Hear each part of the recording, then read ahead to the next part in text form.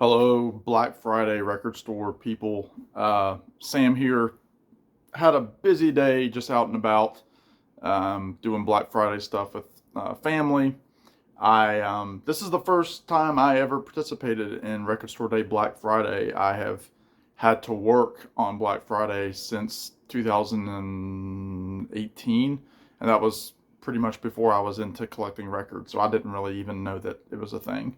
But happy that I was off this year. Very thankful that my company allowed me to be off as a holiday, so that's very much appreciated. First of all, happy Thanksgiving, everybody. I appreciate everybody that participated in my Thanksgiving turkey thread.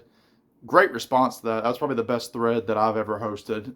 Thank you, Matthew Street, for helping with that, helping get that set up. Um, don't know how many people ended up doing it, maybe 10 or so, but I think that's great. So thank you, everybody that did that and commented and all that stuff. Anyway, my record store, as many of you know that have followed my channel the last couple of years, my record store is very small. We only have one here in town that is really a legitimate record store. Anywhere else that you find vinyl is your typical kind of thrift store, antique store kind of place. And this is the only one that's certified to do record store day releases. So very happy that I got to go out. This is now my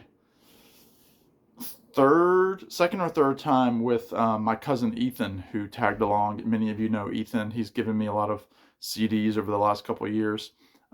So my day started about 9:15. I picked Ethan up.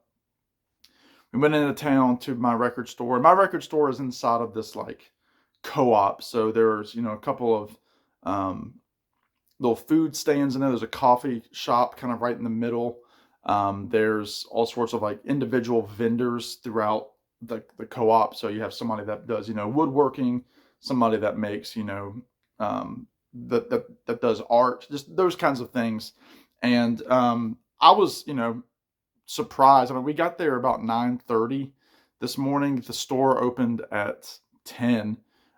They actually ended up opening the door about 9:45. You know, we only had 15 people in front of us. So if that says something about, record store day, I don't know what to make of that. Probably because there was no, big ticket item. There was no Taylor Swift. There was no, exclusive set from somebody that's, a new artist, which is what brings in the younger folk. I think the album that kind of was in that spot was there was a Billie Eilish record that I know a couple of young girls that were in the front of the line were interested in, and I think they only, from what I understand, from when I was in the store, I think they only ended up ordering two of those. And again, like I've said before, again, this record store is very small. Just imagine a very small kind of living room. That's about the size of it.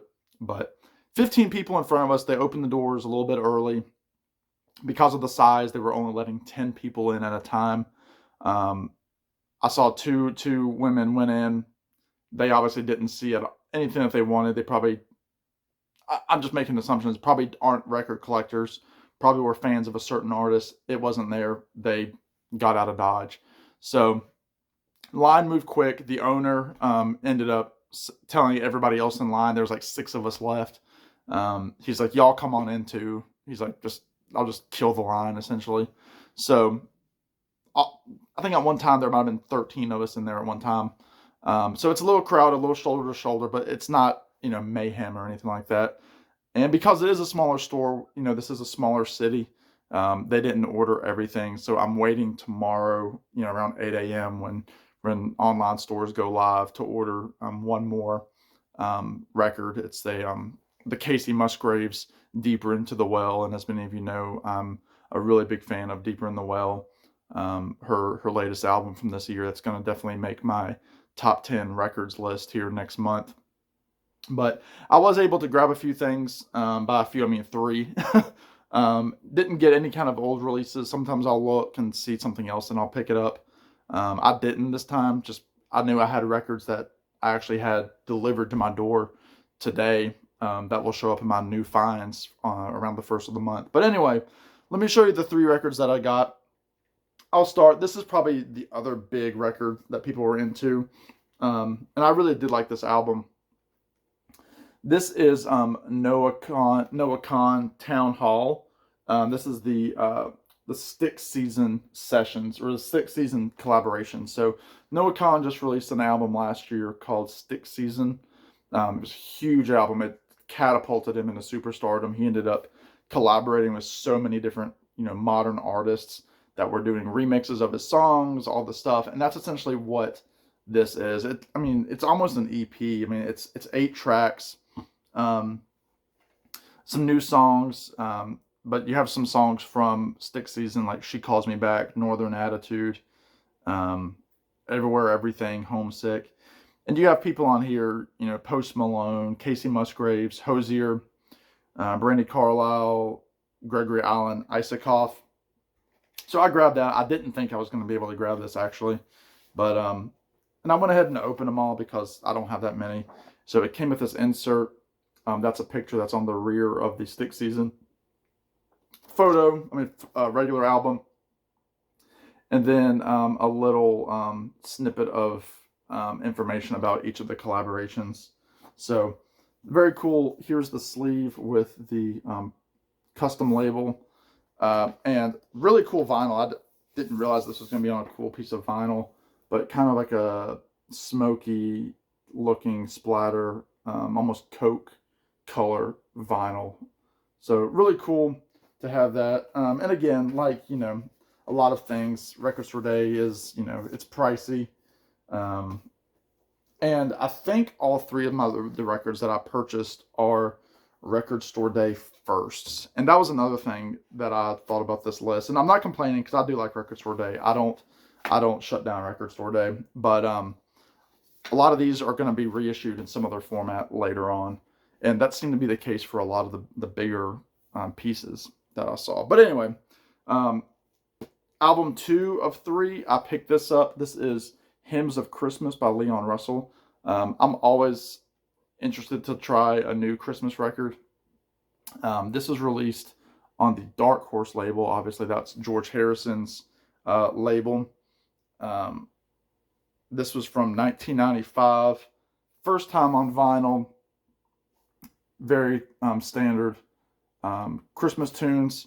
Actually, all tunes are religious in nature, so that's kind of cool.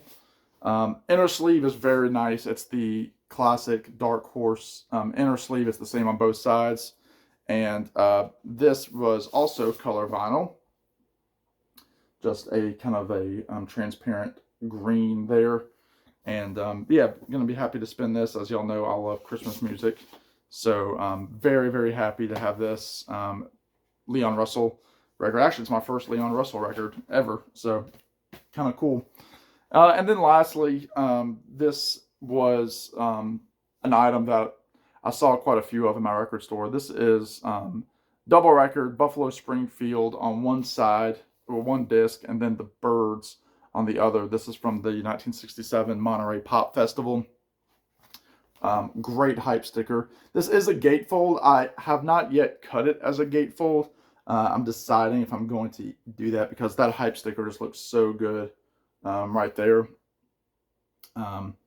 So it's featuring the complete sets of Buffalo Springfield and the Byrds, recorded live at the Monterey International Pop Festival, June 17th and 18th, 1967. Hair doing something there. Pressed on sky blue vinyl for the Byrds and orchid color for Buffalo Springfield. It's available for the first time. So let me show you the records. And obviously this Buffalo Springfield lineup did not include Neil Young. Obviously, those that know Neil Young know he was kind of in and out of most bands that he was a part of. Come on now. And so David Crosby filled in from the Byrds because he was still in town.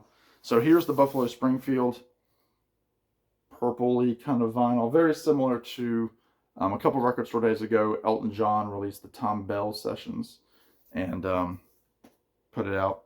But the inner sleeves are cool. They have the recording notes. You have some cool notes. There's Richie Furay and David Crosby talking about the Buffalo Springfield set. Again, this is probably the time when, the Crosby, Stills, and Nash, you know, talks were beginning. And then here's the Byrds, again, same kind of setup there with a couple of notes. Chris Hillman, Mike Bloomfield, and Henry Diltz, the photographer. And then here is the Byrds vinyl. What is a little disappointing is this seems very short. I mean, I know that they say that the audio quality is not great, but if you can see, there's a lot of dead wax there, because these are just, a couple minute tunes. The Buffalo Springfield set does include the Peter Tork from the Monkees. It includes his introduction, and then the Byrds includes the Mike Bloomfield introduction, I believe. So Byrds, Buffalo Springfield is number 3. There you go. I've enjoyed watching y'all's videos. I'm still watching a bunch of them. Yeah, great day, very fun. Again, I spent the rest of the day out shopping Black Friday. Finally tired myself out, got back home about 20 after 5. But yeah, let me know what y'all got. Again, really appreciate y'all watching. Again, thanks for everybody that joined the Thanksgiving turkey thread. Y'all be good. Take care. We'll see you in the next one. Bye now.